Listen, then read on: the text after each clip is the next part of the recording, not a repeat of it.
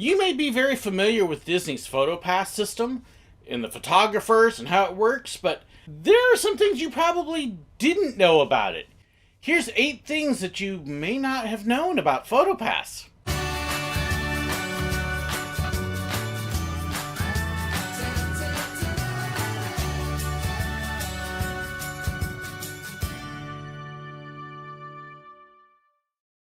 The Photopass system at Walt Disney World and Disneyland is one of the neatest things that has come about in the last long time. It was really exciting to be a part of really the growth and the establishment of it. There are a number of things that you are probably very familiar with, but I'll bet there are a number of things you don't know about Disney's Photopass system. So here's 8 that you may not know. It started off as a system to find new photo locations. Kodak actually used to be the one doing pictures in the parks, and Disney decided they wanted to help Kodak out to create new photo spots, new opportunities. Photopass actually started off as Disney trying out new photo locations to potentially be used later. And from that very humble beginnings with just a small group of people trying new spots, seeing how many people would take pictures, it kind of grew and exploded from there. There's going to be a whole video coming up in the next month or so, hopefully, about the whole history of Photopass, but it initially wasn't even expected to be Disney doing all of it. They were going to give it all to Kodak and just give them new photo spots. And yeah, it kind of blew up from there. It was the first system to actually upload pictures wirelessly and make them available for more than a day or two to the guests, and especially the first one to take all of these pictures from all of the parks and compile them all together and make them all available at once. For most parks, even today you still run into this, you would take your picture, they'd give you a piece of paper, and you'd have to go to a specific location, see your picture that day, and after that day they were gone. But Disney actually figured out a way to upload the pictures wirelessly, make them available almost instantaneously, and not just that, but you could then keep them on the system for more than a day, make them accessible at other parks. Disney was really the first ones to do that and built the whole framework for it. It's now a system that's copied in other places. You still see a lot of places doing the paper tickets and uploading their memory cards later, but Disney was the first to do it wireless and to really grow from there. Yeah, it's amazing how something just as simple as that has now been copied in so many places. But not only did they do that, they were the first ones to make their pictures available online where you could see them and order them for quite a while after your visit. Now many chains like Silver Dollar City and Six Flags and others also make their pictures available online. But Disney was the very first ones to do it. They built the system that everybody else has copied. All of the camera gear and equipment that you see the photographers carry is actually owned by Disney, not the photographers. I get asked this a lot about how much of their own stuff they have to provide. None of it.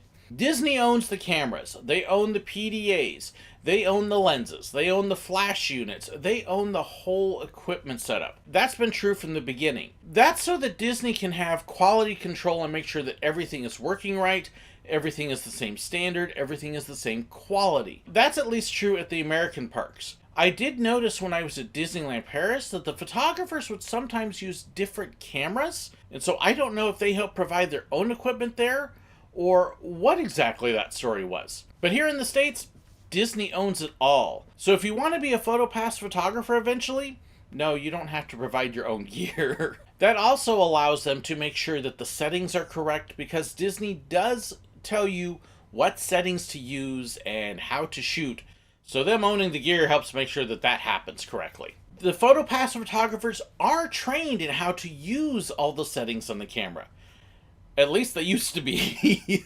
When I was trained at Photopass, we went through the whole deal of learning rule of thirds, how to adjust your shutter speed, how to adjust your aperture, why you would adjust them, lighting, white balance, and all of that to make sure that we understood how the cameras work. They trained us not just to take pictures, but to be photographers. That way, if there ever was an issue with lighting or something came up, we would have an idea of what to do, how to adjust, and how to fix it. All of that said, they then set basic settings and said, when you're at this location, you're going to shoot on this mode with your aperture this way, your ISO this way, your shutter speed this way, and they set it all for you in advance. So all you have to do is you just walk up, make sure that your camera's set to those settings, and then you shoot away. They do try to make sure you understand how a camera works. It also is very helpful that if a guest hands you their camera, you can then take their camera when they don't know what they're doing and the settings are wrong, adjust the guest camera, take a good picture, and then they go, oh, they know what they're doing. I want their pictures. It made it really good sales point for us to sell our pictures when people saw that we knew what we were doing when they didn't, and that it wasn't the camera's fault, it was the photographer. The most important thing that we learned in training, though, even though we didn't generally use the settings, was how to frame a shot, how to line it up, how to set it in the picture frame so that it would look good. Because we wanted to take a picture that looked good. That's why you learn how to position the guests in the picture with the background, so the guests aren't this tiny with a castle really huge, or with the characters to get the good candid spots. The most important part of Photopass training, learn how to line up that shot and make it look good. That was the biggest thing that we learned. And it's also a good thing for any photographer to learn. Rule of thirds is huge. Having learned all that, there were a few of us photographers that did have a little bit of leeway with settings. There were a few of us that knew a little bit more, understood a little bit more, especially those of us who kind of wandered around as rovers. There were some guys that put me to shame. We got to change our settings a little bit based on some of the things that we created, because we would create new shots and new locations. That was part of our job. So we did have a little flexibility, a few of us. There were some that were just doing amazing stuff because they had been professional photographers for years. But most photographers, yeah, they were kind of locked into what they shot. Photographers can't take tips, and they don't work on commission. This is a common myth that I heard, that photographers would get paid based on how many pictures they sold, how many pictures they took. It's not true. When I was there, we didn't even have a quota. There were guidelines, hey, we'd like you to shoot 30 families an hour at this location. But it wasn't hard and fast. It was a guideline, though. It was used to let you know if somebody was really not working, or if it was a slow day, or if somebody was being overproductive. But no tips. We got paid a flat wage. We actually got paid a pretty good wage compared to a lot of the other employees in the park. So there was no worry about commissions or anything. The nice thing is not having commissions. It encouraged you to take your best shot instead of trying to rush through and get more shots. You still had to rush sometimes because of stuff, but it allowed you to really focus on getting the best pictures you could. And the tips thing, that is a general Disney cast member thing. In fact, if somebody offers you a cash tip, you have to say no at least 3 times, because to take that tip on time 1 or 2 can actually get you fired. The 3rd time, if you do accept it, you're supposed to then take it to management and say, hey, I got this cash tip, and they're supposed to put it in an employee fund. Now, there were a couple times I got offered tips that after I did the routine, hey, it's okay, we're here flat wage, don't need it, no thank you, I appreciate it, that I got handed a tip anyways. I still remember a couple times with my managers, I'd walk up, hey, I just got a cash, put that away, I don't want to see it. Most managers are really good about that. But generally, no cash tips. They can, however, accept small gifts. Thank you cards, chocolates, pins, little things like that. Yeah, you can do small gifts like that if a photographer or any cast member really goes out of the way. Things like that are cool. It's one of the few jobs in Disney that actually works with multiple divisions. There are a couple of others, but we were one of the few that really worked with all sorts of different groups of people in the park. We would work with merchandise at the stores selling the pictures, because technically we weren't allowed to take cash or do the registers. So merchandise would actually have to run the registers for us while we did all the picture production. So we got to know merchandise people. We got to know entertainment people because we would be working with the characters. That's all part of entertainment. We worked with them very closely. So we got to know a lot of people in entertainment. In fact, so much so that eventually entertainment actually absorbed Photopass. And it went from being an independent group, now it's entertainment, which makes sense. Over at Magic Kingdom, I worked with City Hall a bunch, especially when I was doing the first family of the day, the marching bands, the grand marshal of the parade, all of those kinds of things. The cast members at City Hall actually helped coordinate all that. So we would work with them to make sure that those people got the pictures that we took, as well as parade, crowd control, things like that. That all operates out of City Hall. So we would work with them. Yes, guest relations, we did quite a bit. In fact, we did photo recovery, which basically means that somebody had a problem with their pictures, or they'd had a bad moment, or something like that, and City Hall would call us and say, hey, can we get some pictures? Absolutely, gear it up, I'll be there in just a minute. I did that a number of times. Yes, we did work with them as well. We also got to work with attractions. That's the ones who run the rides. You may have seen the on-ride pictures. Those oftentimes work with the ride CMs. As a rover, I actually did a couple other things.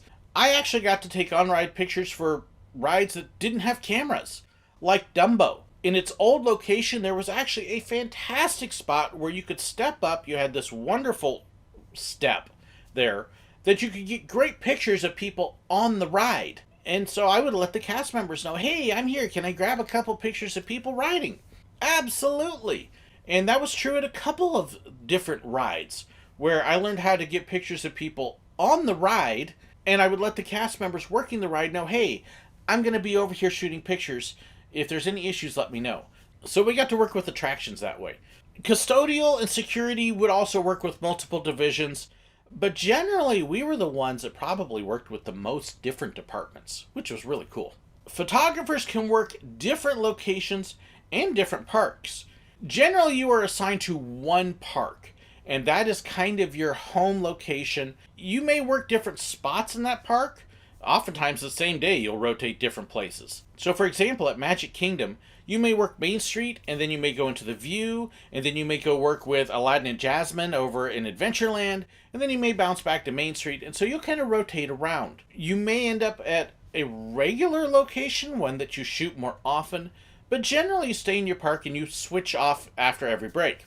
However, you can also pick up shifts at other parks, and that is how I got to work every single park and resort and all sorts of other locations too. Is even though I had a home park, you had something called the cast portal where extra shifts were posted that they hadn't been able to schedule, or where people who were going to be out and needed somebody to cover their shift for them could post their shifts. And you could pick up shifts that way and go work places that you normally wouldn't get scheduled. So it was really nice that way. Just because you see a photographer at one spot doesn't mean they're going to be there later that day or even the rest of that week. You may even see them at another park or every single park during your trip. I did actually have that happen a couple times where the same guest kept coming to me, hey, we saw you yesterday at Magic Kingdom, and wow, tomorrow you're at Epcot, we'll see you there too. So there's 8 things you may not have known about Photopass. Do you have other things you'd like to know? Let me know. Ask in the comments below. I would love to hear it. Or if you're a Photopass photographer, you may have a few things to add on.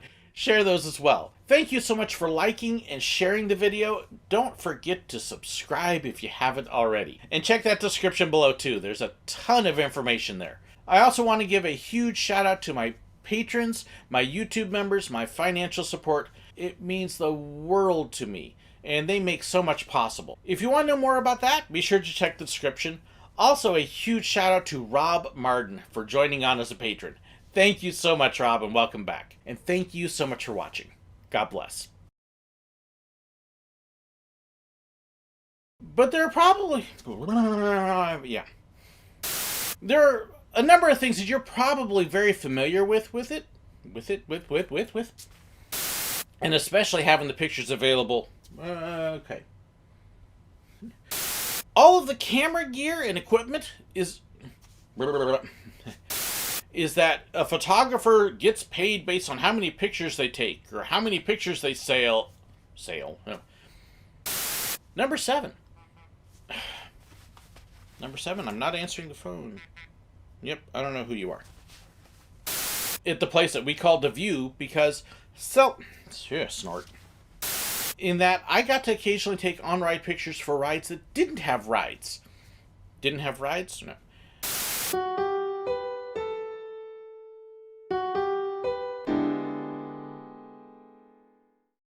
Thank you so much for watching. If you'd like to know about contact information, fan pages, merchandise, and more, please be sure to check the description below. If you enjoyed this video and you'd like to know when I have new ones, well, make sure you hit that subscribe button right up there. And if you want to see another one of my videos, well, I've got a great one for you right here. And a huge thank you to these wonderful people here who support me on Patreon and with YouTube memberships. They get behind the scenes information, special perks, and more. If you'd like to know more about that, well, make sure you check that button right there. Thank you so much.